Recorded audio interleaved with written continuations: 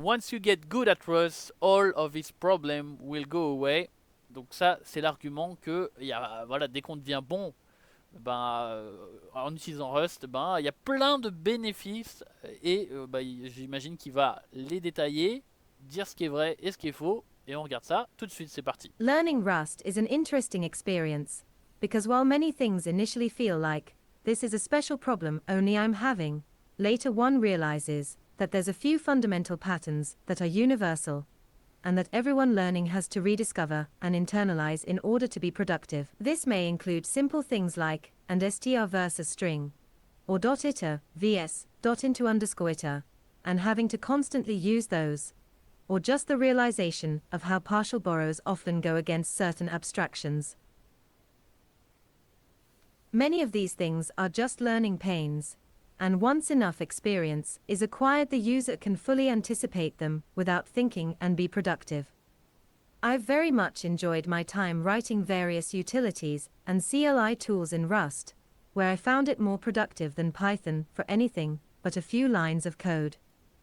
Donc hyper intéressant de voir que du coup, voilà, comme je le disais, C++ c'est un langage, il faut devenir expert en ça, et c'est la même chose avec Rust, on va pas pouvoir passer de C++ à Rust super facilement, et donc pour les studios AAA, ça veut dire que tous vos employés qui sont des experts C++, que vous payez cher en plus, parce que c'est des experts C++, ils ont des années d'expérience dans ce domaine, ils vont devoir devenir experts en Rust, et ça vous allez payer les pots cassés pendant les premières années, ça va vous coûter cher, et en plus du coup toutes leurs années d'expérience qu'ils ont eu en C++, et vous allez perdre cette connaissance puisqu'elle sera plus utile.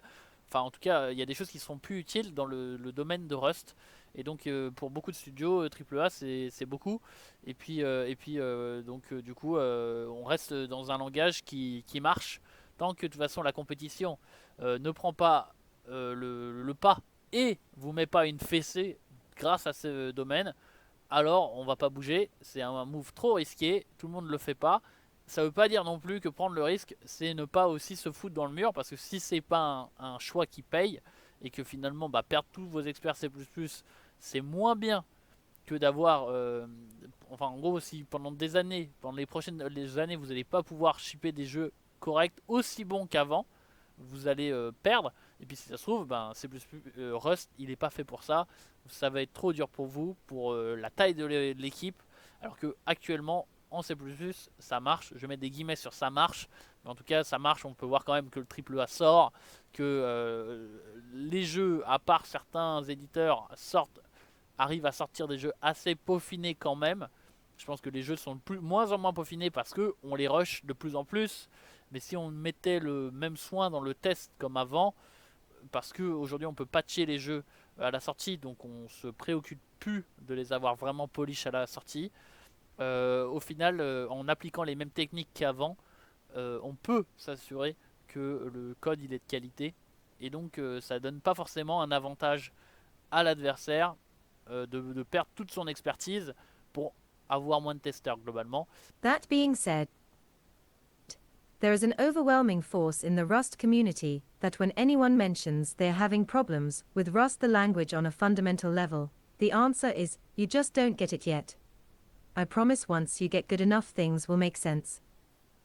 This is not just with Rust. Ça c'est impressionnant et c'est très vrai. Tous les gens qui critiquent un langage, il faut savoir que y a des gens qui sont devenus experts dans ce langage, et toutes les critiques qu'ils vont faire, c'est un, ils vont le prendre personnellement, et deux, au lieu de te donner la solution et de te l'expliquer, ils ont tendance, et même j'allais dire c'est un peu la preuve de la mauvaise foi, je trouve, c'est que au lieu de te dire et de t'expliquer avec des mots simples à ton niveau une première marche pour comprendre pourquoi tu n'y arrives pas, mais ça marche comme ça, pourquoi ça a été décidé comme ça. Finalement, l'astuce de dire ah tu comprendras, t'es jeune, voilà, c'est l'astuce de l'autorité pour justifier en fait toi t'es un noob, tu comprends pas, et, et si tu dis ça, c'est que t'as pas d'argument derrière. Et en tout cas, il y a dans la communauté Rust des gens qui sont extrêmement attachés à ce langage personnellement, aussi parce qu'ils ont fait un pari qui est je suis devenu expert en Rust Et aujourd'hui, c'est un langage qui est en train de se développer et de percer. D'ailleurs, je suis actuellement bien payé dans mon boulot parce que les boîtes, elles veulent partir. C'est comme un peu le machine learning. Il y a des boîtes, et elles voient ChatGPT. Il y a un mec qui l'a appris euh, à faire du machine learning. Il a passé du temps à apprendre ça. Il n'est pas forcément un expert, mais aujourd'hui, devenir être un machine learning engineer, ça coûte très cher. Enfin, tu peux le faire payer très très cher parce qu'il y a toutes ces boîtes là qui paniquent, qui veulent faire du cash, qui veulent pas se faire dépasser par la compétition et qui sont prêts à recruter ces gens. Et donc ce que je veux dire, c'est que si là, en l'occurrence pour Rust, il y a peut-être des problèmes dans le langage, il y a des choses qui sont peut-être pas possibles à faire dans le langage, et les gens, eh ben, c'est un peu terrible, c'est qu'au lieu de partager, d'essayer de corriger les problèmes et de reconnaître les problèmes, ils sont défensifs parce qu'ils se défendent quoi? Ils défendent aujourd'hui être ingénieur, être programmateur, c'est un métier, donc ils défendent leur métier, ils défendent leurs futures opportunités, et donc on n'est plus du tout, et puis ils défendent aussi un peu il y a des mecs qui mettent des t-shirts Rust. Ils défendent aussi un peu leur identité parce qu'ils sont développeurs Rust. Voilà, c'est comme ça qu'ils se définissent. Et donc en gros, ça vient toucher à tout ça. Et tout ça, c'est pas de l'ingénierie, c'est un peu triste. Et il y a ça énormément dans la communauté Rust. Donc c'est cool qu'il en parle. C'est franchement le premier article, la première chose dans l'article. Et je trouve que c'est très bien de débunker la culture de la communauté Rust qui est un peu élitiste. Je me prends pas pour de la merde alors qu'en réalité j'en sais rien. Voilà. Rust. If you try using ECS, you're told the same thing. If you try to use Bevy, you'll be told the same thing. If you try to make GUIs with whichever framework you choose, be it one of the reactive solutions or immediate mode, you'll be told the same thing. The problem you're having is only a problem because you haven't tried hard enough. Tout à fait. Franchement, la communauté élitiste, les mecs ils te prennent pour des. Tu vois, alors qu'en réalité ils pleurent eux-mêmes, tu sais. Tu sais, ils sont là, ils disent non, non, mais c'est parce que t'es pas un expert, alors qu'eux-mêmes pleurent des larmes de sang. Et ils les ont pleurés, et donc au lieu de. Tu sais, c'est le truc de moi j'ai subi donc tu dois subir. Vraiment trop bête. C'est-à-dire que, en gros, eux ils ont galéré, maintenant ils ont finalement compris, ou pas, hein. Mais en tout cas ils prétendent avoir compris, et les autres doivent passer par là. Personne ne doit créer un pont pour simplifier les choses pour les autres, parce que sinon c'est comme tricher, vous voyez. Et puis d'une certaine manière, être développeur Rust, donc c'est être parmi l'élite des programmeurs, je mets des grands guillemets sur ça, et donc ça veut dire être recruté, et donc si tu permets à plus de gens de rentrer dans ce bassin, ça diminue l'offre et la demande, et donc ça diminue les salaires. Donc personne ne veut faire ça, tout le monde veut prétendre que Rust c'est le langage du futur avec alors ça veut pas dire que c'est pas un bon langage, mais en tout cas il y a une culture dans la communauté Rust de dire que c'est le futur et que les autres n'ont rien compris et que le langage il est lent, il est difficile et c'est normal, c'est fait pour. I believed this for years. I tried, very hard, for years. I've definitely seen this happen on many levels with the language, and I found myself to be very productive in certain areas, and learned to be able to anticipate what the language and type system wants in order to avoid these issues. But, and I say this having spent the past tilde 3 years, and written over 100k lines of game-related code in it across the whole ecosystem of frameworks, engines, and having made my own, many if not most of the problems don't go away if one isn't willing to constantly refactor their code and treat programming as a puzzle-solving process, rather than just a tool to get things done. Hyper bien écrit cet article je trouve, et cette idée ouais que en gros donc le Rust te t'oblige à programmer d'une certaine façon. Et donc, du coup, quand vous allez rajouter des contraintes dans votre code, eh bien, va falloir réécrire une grande partie de votre code pour que le code compile à nouveau. Et donc, il dit, bah, au lieu de que ça avance et que tu juste rajoutes quelques lignes et puis ça le fait. Et oui, il peut y avoir deux trois bugs et oui, on teste pas tout. Et oui, c'est pas très élégant, mais ça marche. Eh bien, on doit tout le temps refactorer avec Rust. En tout cas, c'est quelque chose que j'ai beaucoup entendu. Je précise que j'ai pas beaucoup d'expérience en Rust. J'ai de l'expérience en C++, dans le développement de jeux vidéo. dans le développement de jeux vidéo avec Unity, avec JavaScript. Mais Rust, c'est quelque chose que il faut que j'explore. Mais du coup, c'est pour ça aussi que cet article m'intéresse vachement parce que j'aimerais aussi entendre, avant de passer des heures et des heures à devenir expert en Rust, si vous voulez, je préférerais écouter ceux qui ont déjà passé 3 ans et ce qu'ils ont à dire dessus. Surtout que en plus, moi j'ai travaillé dans des studios AAA, mais voilà, une équipe de un ou deux personnes sortir un jeu au bout d'un an, c'est un petit peu le rêve. Je pense que c'est un peu le rêve de tout programmeur et de tout développeur de jeux vidéo. Et donc évidemment, c'est intéressant parce qu'évidemment, ça veut pas dire que apprendre le Rust, ces conclusions, ça veut pas dire que c'est la réalité. Et deux, ça veut pas dire que pour travailler dans un studio AAA, ce sera la réalité demain. Ça peut être un pari intéressant de faire, d'apprendre le Rust. Et peut-être qu'il y a des projets dans les studios AAA qui vont se lancer en Rust. Aujourd'hui, c'est pas ce que j'ai l'impression. C'est un pari, voilà, sur l'avenir. Voilà. Et donc généralement, tester des nouvelles technologies, ça se fait plutôt en indé. C'est plus les indés. Parce que les studios AAA, ils ont des gros budgets, ils ont d'autres risques à prendre. Et c'est clairement pas le langage de programmation qui est dans leur top priorité, dans les risques à prendre. Ils ont trop à perdre. Donc c'est vraiment... en réalité, aujourd'hui, il n'y a que les indés qui peuvent pousser En gros, si des indés arrivent à faire des jeux incroyablement performants et mieux que des studios AAA, en particulier, ce qu'il faudrait, ce serait des équipes de petite taille. En gros, si une équipe de 50 personnes est capable de faire mieux qu'une équipe de 200 personnes, ce qui paraît complètement incroyable, en tout cas sur la programmation, eh bien ça pourra changer les choses. Mais aujourd'hui, voilà, moi j'ai pas l'impression que les studios AAA sont chauds pour ça. Et donc c'est plutôt les indés, petites équipes qui prendraient ce risque. Et là, donc du coup, un retour assez négatif. Mais bon, comme je l'ai dit, c'est pour le moment, il parle de son expérience, c'est bien écrit. J'ai hâte de voir des exemples, j'ai hâte qu'il développe ses pensées. C'est vraiment intéressant. On est reparti. The most fundamental issue is that the borrow checker forces a refactor at the most inconvenient times. Rust users consider this to be a positive, because it makes them write good code, but the more time I spend with the language, the more I doubt how much of this is true. Good code is written by iterating on an idea and trying things out, and while the borrow checker can force more iterations, that does not mean that this is a desirable way to write code.